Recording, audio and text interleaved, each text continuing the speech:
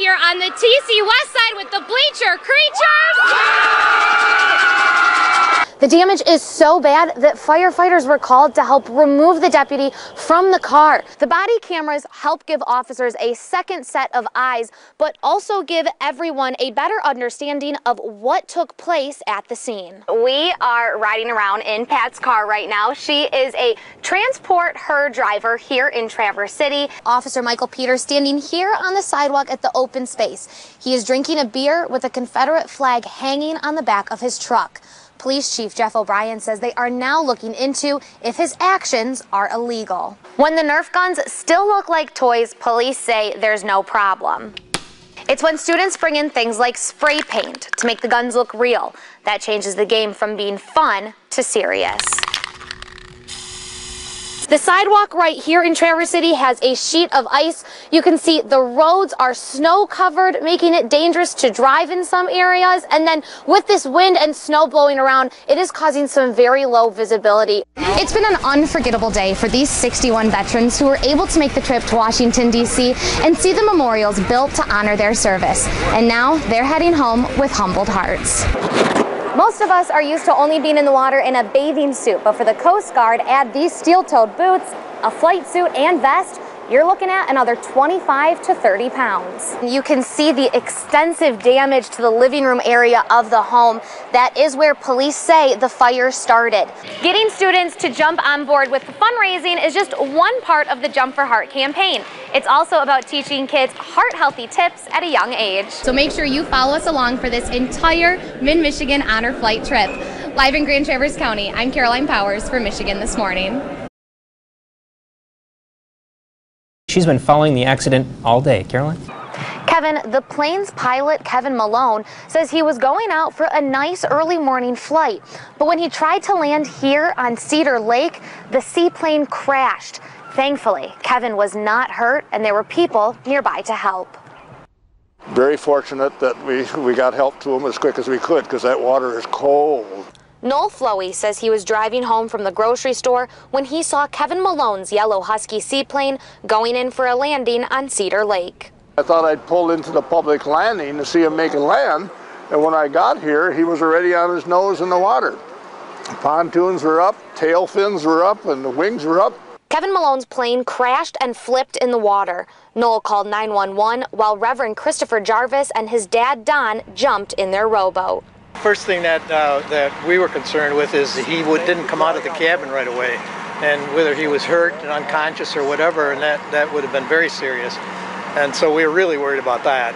But once we saw him climb out as the plane was actually sinking, he got on top of it with a life jacket on. We could see that he was conscious and seemed to be alert. Crews from the Leelanau County Sheriff's Office, the Regional Dive Team, 45 North Aviation, and Team Elmer's worked to pull the plane from the lake. Kevin says he's thankful to walk away without a scratch. Go ahead and just let it down now. No, I was very happy to have help. I was cold. So they took me into an ambulance right away and gave me warm blankets and some chemical hot packs. Now the pilot says the landing gear was down when he went to land on the water. He's working to figure out why. The Leelanau County Sheriff says that could contribute to the crash, and no fuel from the plane leaked into the lake. My full-time job is trying to sail across the ocean. Jessica Zevelkink lives life on the water. Her father's 1962 Pearson sailboat is like her second home. There's only 20 of them ever built. It's a unique boat. And for the next 2 months, it's where she will be spending all her time as she sets sail for England with 4 different crews and her fiancé. We decided, hey, let's plan a boat trip instead of a wedding, and we have all the right ingredients to be able to make that happen. This isn't Jessica's first big sailboat adventure. When she was 23, she sailed America's Great Loop for 2 years. Last November is when she got the itch to get back on the water and decided to make the journey across the Atlantic. It's going to be a challenge. It's going to be really cold. And I know my crew members that are excited don't really know what they're getting themselves into.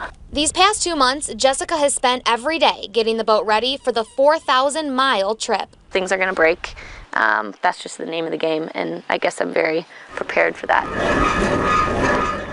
With the boat only being 37 feet long and pretty tight corridors, Jessica and her crew are making sure that they use every inch of the boat. Bookshelf, ancient foghorn made in England. Engine stuff. I have one empty one. I think I'm gonna put my socks and underwear in there. Jessica says the boat is fully equipped with all their safety gear. She hopes to make it to England by mid-June. I'm nervous for how I'm gonna feel when it's all done.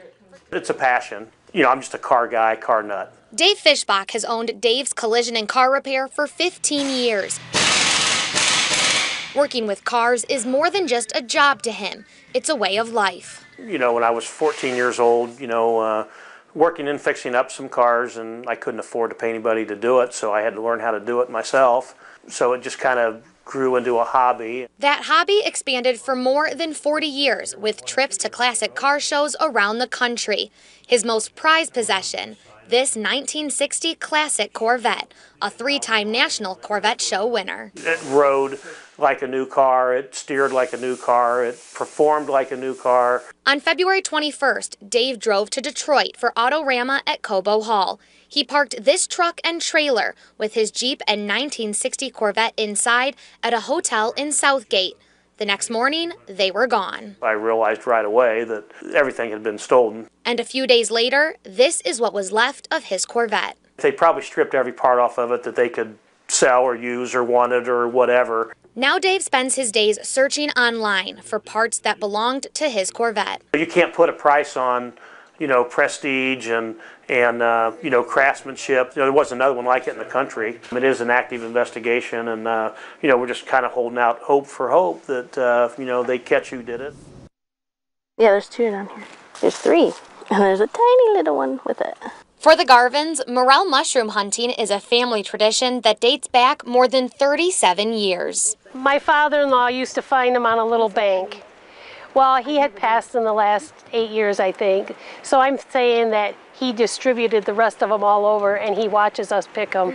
And as we pass one up, I can just hear him saying, "Hey, you missed one." On Sunday, the family set out on their daily hunt. Every step we took, we would find mushrooms upon mushrooms. We even got on our hands and knees and kind of looked out. An hour and a half later, they were carrying home 6.5 pounds of morel mushrooms. Crazy. Would you say you hit the jackpot that day? Mm-hmm. Yeah, and then we gave them all away. Today, they drove us out to their secret spot. It's just the fun of getting out and walking and, seeing how many we can find. This is my first morel. That's a pretty good one. Let me see that one. And then a little baby one. Ooh, those are good ones. Those were hiding too, big time.